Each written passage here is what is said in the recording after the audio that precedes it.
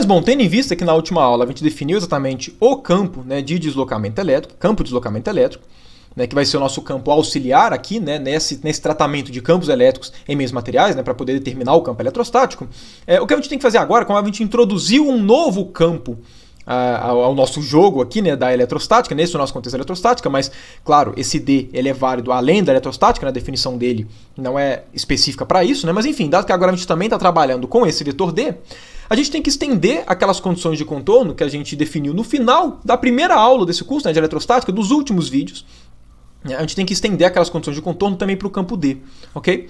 Porque, afinal de contas, né, se você se lembrar lá nas últimas aulas, dadas as equações da eletrostática, que eram as equações, né, que eram não, ainda são as equações divergente de E é igual a ρ sobre ε0 e rotacional de E é igual a zero, a gente obteve um conjunto de condições de contorno, né, que, caso você não se recorde, são aquelas condições de como os campos separados por uma superfície são colados, certo? Ou seja, o tratamento era sempre, imagina que aqui a gente tem uma superfície que delimita um meio de cima, que eu vou representar aqui sempre por uma letra C, e o meio de baixo, que eu vou representar aqui por uma letra B, ok?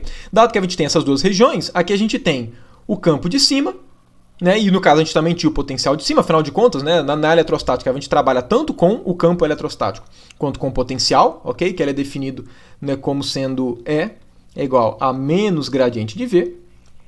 E claro, né, se aqui a gente tem a parte de cima, a gente também vai ter a parte de baixo. Então, as condições de contorno, elas nada mais são do que as relações que nos dizem como o campo daqui de cima se comunica com o campo daqui de baixo. Okay? E isso é extremamente importante, porque isso nos permite, né, saber como essa colagem é feita, nos permite saber, né, dado o conhecimento do campo em uma região, alguma coisa do tipo, saber como, né, essas grandezas se comportam nas superfícies. Né? Ou seja, isso gera para a gente condições de contorno, certo? Que a gente pode utilizar para poder resolver com mais facilidade os problemas do eletromagnetismo. Um grande exemplo, né, das condições de contorno sendo utilizadas foi exatamente no nosso exemplo 1 dessa quarta aula mesmo, né, que a gente resolveu o problema da esfera carregada uniformemente, certo? Dado a nossa polarização, a gente determinou qual que era a densidade de cargas, né, se vocês se lembrarem, era P cosseno de θ. E dado que a gente estava resolvendo um problema, né, a partir daquele problema de simetria esférica, né, que o nosso V ele era um somatório de AL, RL, mais um BL, R elevado a L mais um PL cosseno, né, a gente tinha que aplicar as condições de contorno ao nosso problema aqui, certo? Para a gente poder obter a solução exatamente daquele nosso exemplo, a gente precisava colocar as condições de contorno. A gente precisava saber como era o comportamento do potencial nas extremidades. Certo? Ou seja, a gente precisava saber informações das grandezas que a gente estava querendo determinar na borda, exatamente, das superfícies que delimitam duas regiões. E aí a gente usou uma das condições de contorno, né, que relaciona as derivadas do potencial de fora, né, da região com o potencial de dentro, por exemplo, okay, com a densidade. Né? Vocês devem se lembrar disso. E, enfim, essa daqui é uma das condições de contorno que a gente determinou naquelas aulas de eletrostática. Então as condições de contorno nos permitem, dado as características do problema, dado o conhecimento das densidades, né, como a gente vai ver aqui agora, das polarizações e outras informações, claro, determinar como é que é o comportamento das grandezas que a gente quer calcular nas superfícies que a gente tem, e essas, né, e a determinação das características, né, dessas grandezas na superfície nos permitem obter as soluções que nós tanto buscamos, né, que é o objetivo aqui do nosso curso, certo? O objetivo, na verdade, do eletromagnetismo. A gente estuda eletromagnetismo por quê? Porque é de interesse que a gente saiba, né, quais são os campos elétricos, né, e no caso magnéticos, que a gente ainda não chegou, mas enfim, quais são os campos eletromagnéticos de alguma situação física específica. No caso, né, da nossa primeira aula, como só existia campo elétrico e potencial, né, no caso campo eletrostático, né, que é o rotacional de E igual a zero, né, no caso não eletrostático, esse cara daqui não é válido, né, mas enfim, como a gente tinha essas duas grandezas, a gente determinou as condições de contorno para essas duas grandezas. Né? Como a gente ainda está no contexto da eletrostática, essas condições ainda não são válidas, certo? Então, só para poder reenunciar aqui, eu não vou demonstrá-las novamente, certo? Eu não vou obtê-las de novo. Se você quiser ver exatamente eu obtendo essas condições de contorno, convido você a acessar lá os últimos vídeos da primeira aula de eletrostática, que, se não me engano, inclusive é a última aula mesmo, que eu pego exatamente essas condições de contorno. Mas, enfim, a gente tinha as condições de contorno obtidas por essa equação, e depois também, né, a partir dessa definição e tudo, né, a forma como a gente define o potencial, né, a gente também chegou nas condições de contorno para o potencial. Mas enfim, o que a gente chegou aqui foi o seguinte, né, dado aqui uma superfície, a superfície ela define um vetor normal, ok? Que eu estou sempre colocando, apontando para a direção para cima como como padrão, né? Mas obviamente poderia colocar para baixo também. Mas aqui é uma convenção. Então, quais eram as condições de contorno?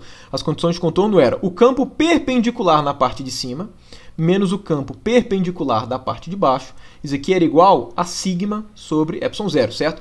A descontinuidade da componente perpendicular, né? Porque, só relembrando, a gente tem campos dessa forma, a gente tem componentes perpendiculares e tangentes à superfície. As componentes perpendiculares da superfície, elas sofrem uma descontinuidade se o material tiver alguma densidade superficial de cargas. Okay? Além disso, a gente também chegou na segunda condição de contorno, okay? Que era de que o campo elétrico paralelo na parte de cima e o campo paralelo na parte de baixo, eles eram contínuos. Além disso, a gente também chegou na nossa terceira condição de contorno, agora para o potencial, que o V de cima menos o V de baixo era igual a zero, certo? Ou seja, o potencial ele é contínuo. Aqui levando em conta que a densidade de cargas ela não vai explodir, ok? Isso é uma coisa importante de ser levada em consideração. Enfim, para os limites que a gente estava trabalhando isso não acontecia, né? Nenhum contexto que a gente trabalhou isso acontecia. E depois uma quarta condição de contorno, que na verdade não era exatamente uma nova condição de contorno, né? Era basicamente reinterpretar essas duas em termos do potencial. Mas enfim, o que eu chego a comentar com vocês é que a gente poderia reescrever essa expressão daqui. Essas duas daqui poderiam ser escritas como sendo o quê? O campo na parte de cima menos o campo na parte de baixo. Esse cara daqui ia ser igual ao quê? Ia ser igual a sigma sobre ε0 na direção n, né? Dado por esse vetor n daqui que a gente convencionou.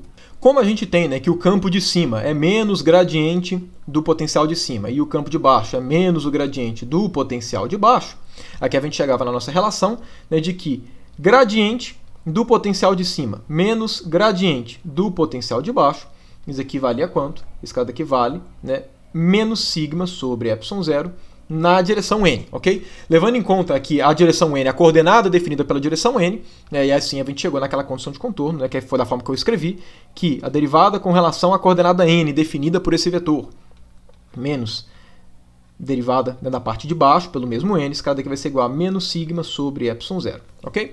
E, enfim, essas foram as condições de contorno que a gente trabalhou, né, extremamente úteis para a gente poder obter exatamente as soluções que a gente quer, obter exatamente qual que é o potencial eletrostático, o campo eletrostático das situações e por aí vai, né? No caso, né, essas condições de contorno por si só bastam, né? Se a gente ainda está no contexto da eletrostática, né, mesmo como imaterial, obviamente o campo elétrico ele a princípio, beleza, não está nem aí. Aqui não leva em conta se é de polarização ou se é líquida e por aí vai, certo?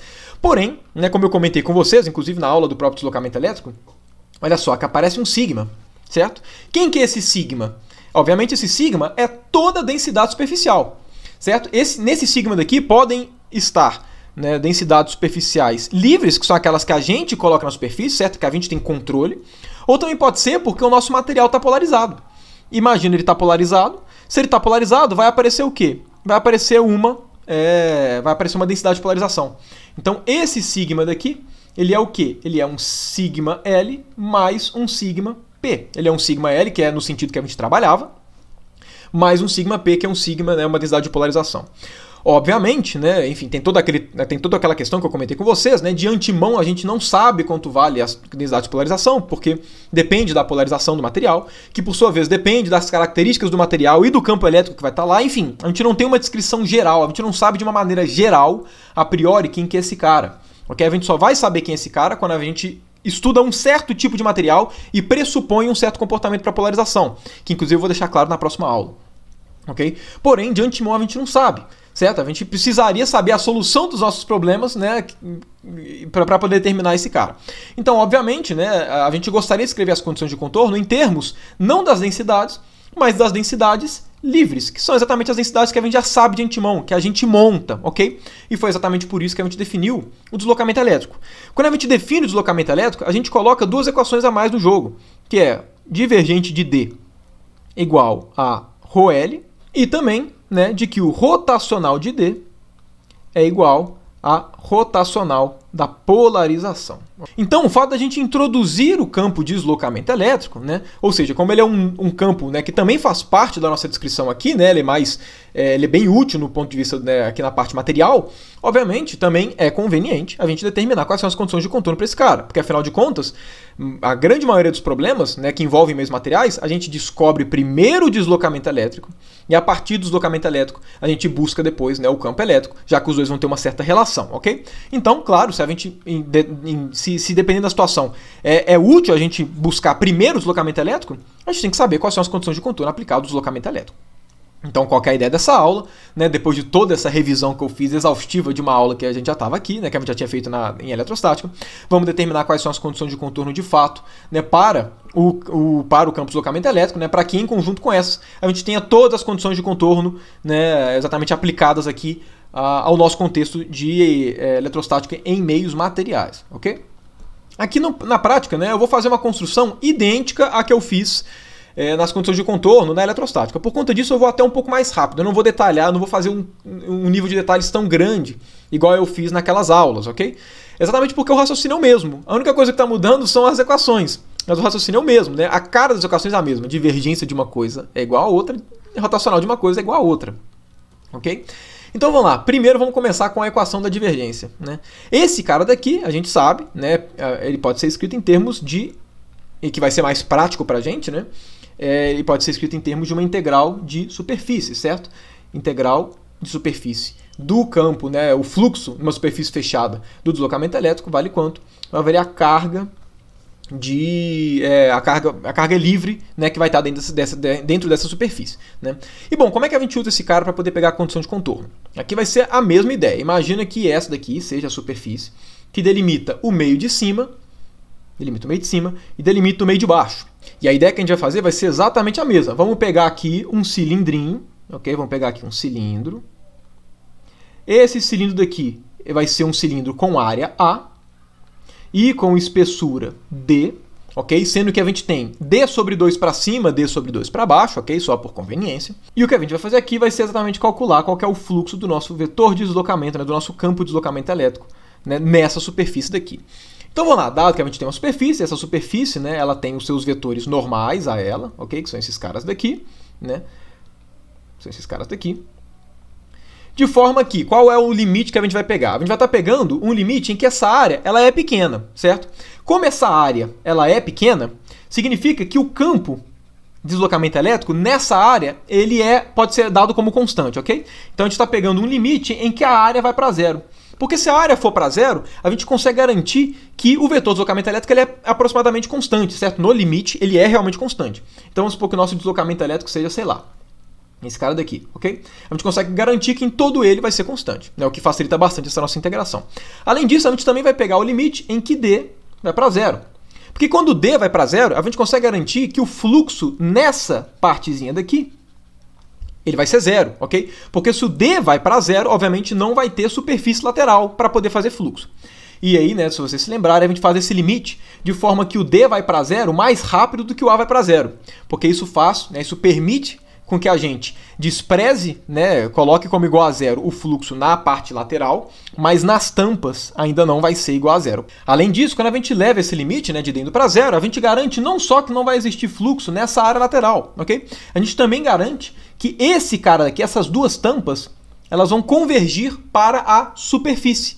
Então, por conta disso, quando a gente for fazer esse D para o escalar dA, o D que vai aparecer nas duas tampas vai ser o D da superfície na parte de cima e o D exatamente na superfície na parte de baixo. Então aí sim a gente vai conseguir relacionar como é que o campo de deslocamento elétrico varia exatamente a você cruzar a superfície. Então vamos lá, esse fluxo daqui, né, do nosso deslocamento elétrico vai ser igual a quanto?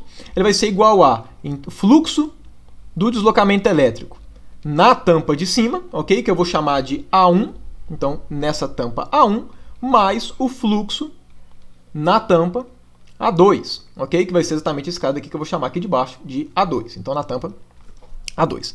Agora vamos lá, D escalar dA não é exatamente o D perpendicular à nossa área A? E esse cara daqui vai dar quanto? Também vai dar D perpendicular dA? E a resposta é não, aqui vai dar menos D perpendicular dA. Por quê?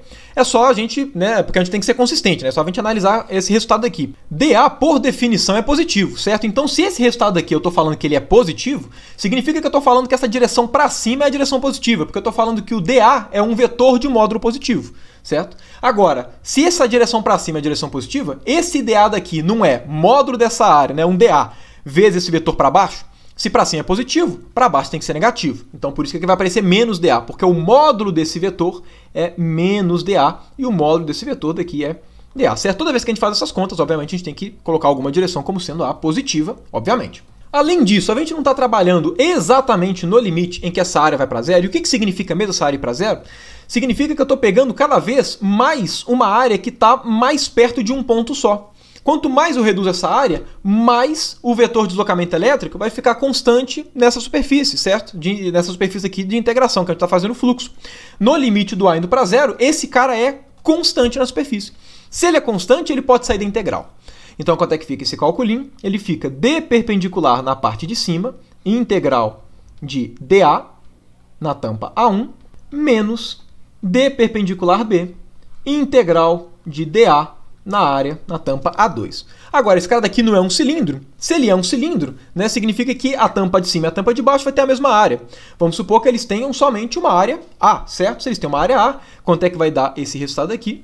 Esse resultado aqui vai dar d perpendicular na parte de cima, menos d perpendicular na parte de baixo, multiplicado pela área, certo? Porque a área dos dois vai ser igual. A gente sabe que essa integração daqui, ela é igual a essa daqui, por conta disso aqui vai dar igual a carga livre, ok? Agora vamos lá, nesse limite de d indo para zero, vocês concordam comigo que a única possibilidade de ter carga dentro dessa minha superfície fechada é se ficar exatamente, se tiver carga exatamente nessa superfície daqui, que delimita as duas regiões?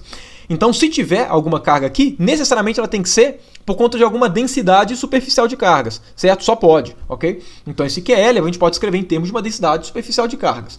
Okay? A gente pode escrever esse cara daqui como sendo sigma L vezes A. E a gente pode escrever desse jeito, como se a densidade fosse constante. Por quê? Porque essa área não está indo para zero.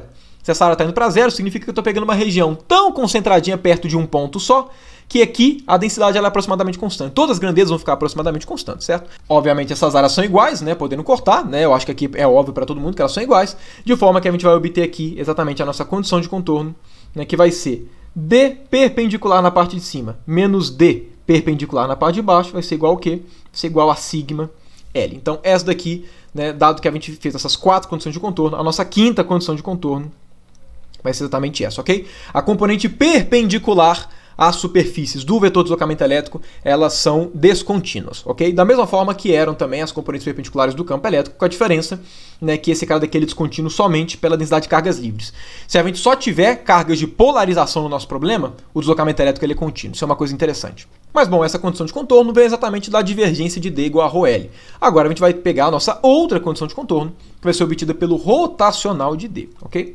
Então, vamos pegar esse cara daqui e, como sempre, né, igual eu fiz também na aula de eletrostática, as condições de contorno elas são mais facilmente obtidas, né, elas são úteis de serem obtidas com base nas suas representações integrais. Se eu escolho uma superfície S qualquer e eu faço o fluxo do rotacional de D nessa superfície, que eu vou chamar de S, ok? Imagina que eu faço esse cara. Esse cara daqui, obviamente, também vai ter que ser igual, né? Eu tenho que fazer a integração de ambos os lados, né? Então, aqui, rotacional da polarização, né? Fluxo desse cara nessa superfície, né? Uma superfície S qualquer, né? Aqui, uma superfície genérica. Pelo teorema de Stokes, a gente sabe que esse cara daqui, né? Essa parte aqui esquerda vale o quê? Vale integral, né? No caminho que delimita essa superfície. Então, eu vou só colocar aqui um C, ok? Aqui vai ser D produto escalar com dl, e obviamente aqui vai ser a mesma coisa, a integral de P dl. Então, né, enfim, aqui simplesmente usando, né, o teorema de Stokes, basicamente, né, o que essa expressão fala pra gente em termos integrais é que se eu faço a integral em um caminho fechado, independente do caminho fechado que eu quiser, do deslocamento elétrico, essa integral tem que dar a mesma, né, da integral em caminho fechado da nossa polarização. Okay? E através desse cara que a gente vai pegar exatamente qual que vai ser a nossa condição de contorno, né, para o deslocamento elétrico, que vai ser, né, no caso, a componente paralela à superfície, dado que aqui a gente pegou da componente perpendicular. Então, bom, como é que vai ser o nosso modelinho? Mesma coisa, certo? Imagina que aqui é a nossa superfície, a parte de cima, a parte de baixo, ok? Por conta disso, eu até vou colocar aqui um C', né, porque o C eu já estou usando para poder falar que é a parte de cima. Ok? E como é que a gente vai fazer, né, para poder obter essa condição de contorno? Mesma história, vou fazer rapidamente, porque é a mesma ideia, né, que a gente já fez na aula de eletrostática, que é, vamos pegar aqui um caminhozinho fechado, ok? Que englobe exatamente esse cara aqui, ok? E aí, né, dado esse caminho daqui, vamos pegar, por exemplo, vamos pegar essa direção daqui para poder fazer o nosso caminho. Ok? Então, qual que vai ser a ideia? Aqui é um caminho retangular, certo? Aqui vai ter um tamanho L e aqui vai ter um certo tamanho A. A gente vai pegar o limite em que A vai para zero e o limite em que L vai para zero. Porém, a gente vai pegar o limite em que o L ele é muito maior do que A, certo? Ou seja, os dois vão para zero, mas A vai muito mais rápido para zero. Por quê? Porque a gente garante que quando a gente for fazer a integração nesse caminho fechado, as integrais aqui em A, elas vão dar zero, ok? Vão dar zero, porém, as integrais desse L daqui não vão dar zero. Porém, o fato do L também ir para zero garante para a gente que o vetor de deslocamento elétrico vai ser constante ao longo desse caminho, né? E o que é útil, né, e também importante para a gente poder obter as nossas condições de contorno, ok? Mas, bom, dado esse nosso caminho, o que a gente faz para obter as condições de contorno? Simplesmente calcula exatamente a nossa expressão integral, né, do nosso, enfim, que o nosso campo de deslocamento elétrico obedece. O que a gente vai ter que fazer vai ser calcular nesse caminho daqui, que eu vou chamar de um caminho gama, para não ter confusão. Então, a integral, né, nesse caminho fechado gama, de d dl, vai ser igual a quanto? Bom, levando em conta esse limite, né, eu vou ter que esse cara daqui vai ser igual a integral. Aí vamos lá, aqui eu vou chamar essa parte daqui de cima de gama 1, essa parte aqui de baixo de gama 2. Tem que ser a integração em gama 1 de d produto escalar dl mais integral de d produto escalar com dl no caminho gama 2. Agora vamos lá, d escalar dl não é exatamente d projetado na direção dl, mas o dl não é exatamente a direção paralela, a direção tangente à nossa superfície. Então quanto é que vai dar esse cara? Esse cara daqui vai dar d tangente à superfície vezes dl. Quando a gente coloca desse jeito, né, lembrando, a gente está assumindo então que esse dl daqui ele é positivo. O que significa? Significa que toda vez que a gente faz algum produto escalar, né, a gente convenciona uma direção positiva, então significa que eu estou chamando essa direção de positiva. Dado isso, quanto é que vai dar esse cara daqui? Vai dar d paralelo dl, só que com sinal negativo. Certo? Por quê? Porque esse dl ele está na direção contrária da direção que a gente convencionou como sendo a direção positiva, ok? Obviamente eu poderia ter feito a mesma coisa com o sinal contrário, isso não vai mudar a nossa situação, ok? Além disso, né, como a gente está pegando o limite em que o L vai para zero, né, como eu acabei de comentar com vocês, isso faz com que o nosso vetor de deslocamento elétrico ao longo do caminho seja constante, certo? Ele não varie. Se ele não varia, ele pode sair da integração. Então quanto é que vai dar esse cara? Esse cara daqui vai dar d paralelo da parte de cima, integral de dl no caminho gama 1, menos d paralelo de baixo, integral de dl no caminho gama 2. Agora, esse cara daqui não é exatamente o tamanho do caminho, e esse aqui também é o tamanho do caminho, e os caminhos não têm exatamente o mesmo tamanho, que vale L. Então, quanto é que vai dar esse cara? Esse cara daqui vai dar d paralelo C menos d paralelo B, vezes o tamanho do caminho, que é L. Agora, olha só, a integral num caminho fechado do deslocamento elétrico não tem que dar o mesmo valor que a integral de caminho fechado do vetor de polarização? Por conta disso, vocês concordam que todo esse procedimento aqui que eu fiz continua sendo válido se eu troco D por P? Afinal de contas, todos esses passos que eu fiz aqui, eles independem se aqui é o deslocamento elétrico ou qualquer outro vetor, certo? Se esse cara é idêntico a esse, só trocando D por P, obviamente, se eu pego esse mesmo caminho fechado e calculo integral de P nesse caminho fechado, vai dar a mesma coisa. Ou seja, esse cara daqui vai ter que ser igual a quanto? Vai ter que ser igual a P, certo? Vai ter que ser igual a polarização, a componente paralela da polarização na parte de cima, menos a componente paralela da polarização da parte de baixo, vezes L, certo? Necessariamente, afinal de contas as integrais são iguais, certo? Moral da história, qualquer relação que a gente obtém, com base nisso, que a gente obtém aqui, D paralelo C menos D paralelo B, tem que ser igual ao quê? Tem que ser igual a P paralelo C menos P paralelo D. Ou seja, a componente paralela à superfície do deslocamento elétrico também ela é descontínua, certo? Ela é descontínua desde que exista polarização. Se não tiver polarização, não vai ser descontínua. Mas se não tiver polarização, a gente não vai trabalhar com deslocamento elétrico, certo? A gente só está trabalhando com deslocamento elétrico, a gente só introduziu esse cara exatamente pela existência da polarização. Então, esse cara daqui vai ser exatamente a nossa sexta condição de contorno, ok? Nossa sexta condição de contorno. Mas, bom, dado isso, né, as condições de contorno todas, né, deixa eu colocá-las aqui na mesma página para que a gente possa, né, só visualizar todas as condições de contorno. Né? Toda vez que vocês estiverem, então, num problema de eletrostática, né, envolvendo exatamente corpos que podem se polarizar, né, as condições de contorno que vocês vão usar vão ser essas 6 condições de contorno. Significa que vocês vão ter que usar todas essas condições de contorno? Não. Eventualmente, vocês conseguem resolver o problema sem condição de contorno. Certo? Afinal de contas, olha só quantos exemplos a gente resolveu ao longo desse curso sem apelar de fato para esses caras. A questão é que saber essas condições de contorno é extremamente importante. Até porque o mesmo método para você obter o campo ou o potencial eletrostático em uma situação pode ser muito complicado para você obter em uma outra situação. Certo? Então, claro, é extremamente relevante que você conheça, né, tenha em mente que existam essas condições de contorno, porque porque, claro, né, elas podem ser extremamente úteis para você resolver os problemas, né, exatamente os problemas da eletrostática, principalmente se você for resolver algum problema utilizando as técnicas especiais que a gente discutiu na segunda aula, né, que elas sim levam diretamente, né, em conta as condições de contorno para o seu problema.